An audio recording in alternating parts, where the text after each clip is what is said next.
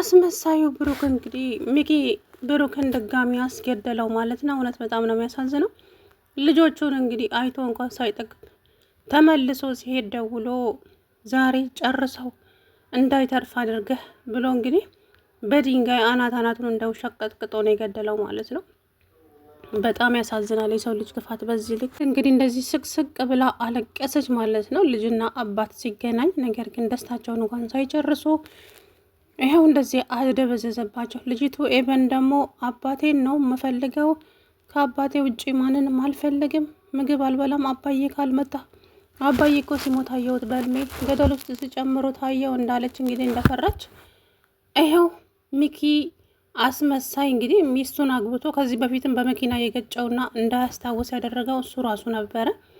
ሚስቱን አገባት። ይኸው ግን ይሄን ሴራ ያወቀች ቀን ምን እንደሚፈጠር መገመትም ይከብዳል።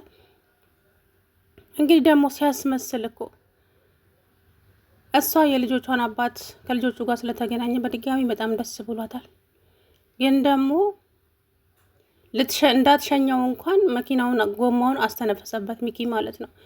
እሷ ከሱ ጋር ቤት ውስጥ ሆና እየተሳሳቁ እየተጫወቱ ከልጆቹ ጋር፣ እሱ ግን ውጪ ወጥቶ አላማ ስላለው በመኪና ልትሸኘው ትችላለች ስለሚል ጎማውን አስተንፍሶ ውጭ ወጥቶ እንግዲህ ልጅቱ ልትሸኘው ስትል ጎማው ተንፍሷል። በቃ ሄዳለሁ ብሎ የሪያድ የሚሆን ገንዘብ ሰጥታው ሄደ።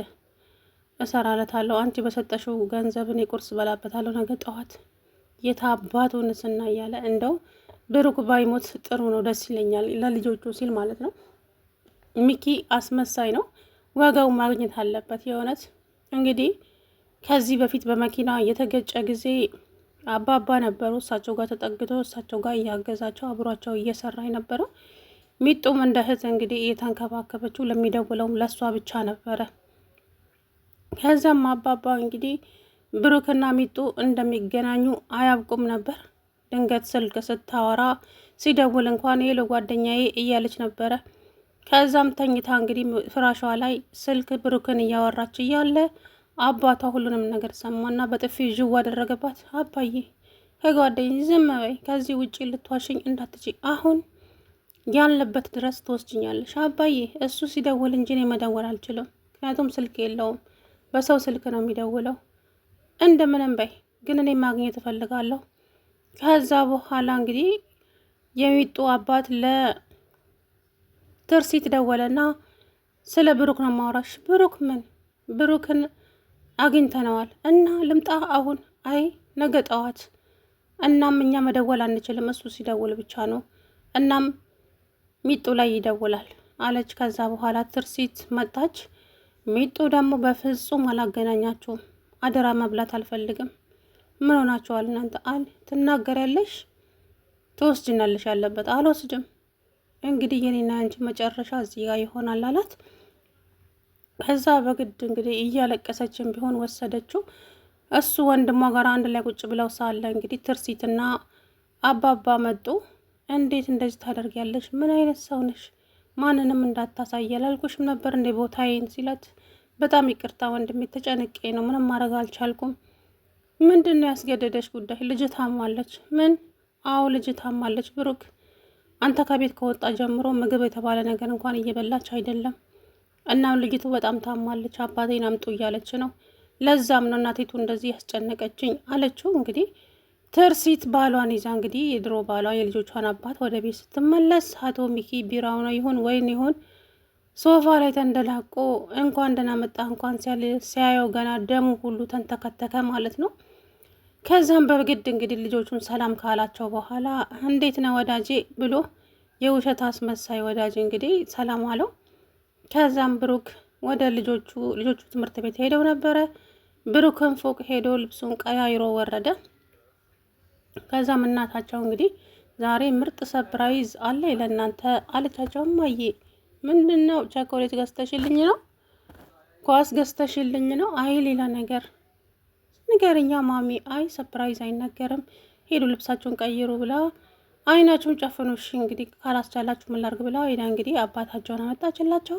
ልጁ ግን ቶሎም አንትን አላለም። ልጅቱ ግን አባቷን ላይ ጥምጥም ብላ እንግዲህ ደስ ብሏት ከአባታቸው ጋር እየተሳሳቁ እየተጫወቱ መልተው ጠጥተው ከዛ በኋላ አቶ ሚኪ መኝታ ቤት ገባና ስማ አሁን ብሩክ ቤት መጥቷል እና መምጣቱ አይቀርም ይወጣል። ስለዚህ ጠብቀውና እንዳይተርፍ አድርገህ ቅጥቅጥ አድርገህ ግደለው። እሺ ችግር የለውም ብሎ እንግዲህ የቀጠረው ሰውዬ ብሩክ ተከታትሎ ከኋላው እንደ ህባብ ቀጥቅጦ ደፋው ማለት ነው። ለዛውም በዱላ የመታው ሳይበቃው ድንጋይ አንስቶ እንግዲህ ጭንቅላቱን ነው የመታው ማለት ነው። በጣም ያሳዝናል። እዚህ ጋር ወዳጅ መስሎ ግን ከጀርባ እኔ የምለው አሁን ብሩክ ማስታወስ ከቻለ ሚኪ ምን እንደሚፈጠርበት ማወቅ አይከብድም። ምክንያቱም እያንዳንዱ ነገር ሊያውቅ ይችላል ብሩክ ማለት ነው። እንደዚህ ያደረገው ደግሞ በእርግጠኝነት ይኸው ሚኪ ነው። ከአስመሳይ ሰዎች ፈጣሪ ይጠብቃችሁ። እንግዲህ ጓደኛው ሊሆን ይችላል ይሄ ሚኪ ለዚህ ለብሩክ ማለት ነው። እና ሚስቱን ለማግኘት ሲል በነገራችን ላይ ድራማ ብቻ ሳይሆን በእውነተኛው ዓለም እንደዚህ አይነት ነገር አለ እኮ። ሚስታቸውን የራሳቸው ለማድረግ ወይ ባሎቻቸውን ያሳብዳሉ ወይ ይገሉና ሚስቲቱ ለራሳቸው ያደርጋሉ ማለት ነው። እና ምን አይነት ህሊና እንደሚፈቅድላቸው ራሱ ነገ እኔ እሞታለሁ ነገ እኔ ላይ ምን ይደርሳል እንኳን አይሉም። እና ከእንደዚህ አይነት ሰው ፈጣሪ ይጠብቅ። ለማንኛውም እንግዲህ ብሩክ ለዛሬ ተደብድቧል ማለት ነው። በጣም ነው ቅጥቅጥ ያደረገው ልጁ። በጣም ደስ አለው ሚኪ፣ በጣም ደስ አለው። እንግዲህ ምስማርም ደግሞ አጠገቡ አስቀምጧል። ምስማሩ ምን ሊያደርግበት እንደሆነ ባላውቅም ሚስቱ ሊወጋበት ይሆን እኔ እንጃ። ምስማር አጠገቡ አስቀምጧል ማለት ነው። አንቺ በሰጠሽው ቁርስ ብር እኔ ጠዋት ሄጄ ቁርስ በላበታለሁ የታባቱን ንስና እያለ ጭራሽ እየዛተ ነበረ ማለት ነው። ምን ላልል ፈልጌ ነው፣ ከአስመሳይ ሰዎች ፈጣሪ አምላክ ይጠብቃችሁ። በእውነት ነው የምላችሁ። ሰላም ውድና የተከበራችሁ የቻናሌ ቤተሰቦች እንዴት ናችሁ? አለሁ ደህና ነኝ። እንግዲህ ብሩኬ ከልጆቹ ጋር ደስታውን እንኳን አጣጥሞ ሳይጨርስ አቶ ሚኪ አስደፋው ማለት ነው በድጋሚ። እንደው ወይኔ እንዴት እንዳሳዘነኝ ግን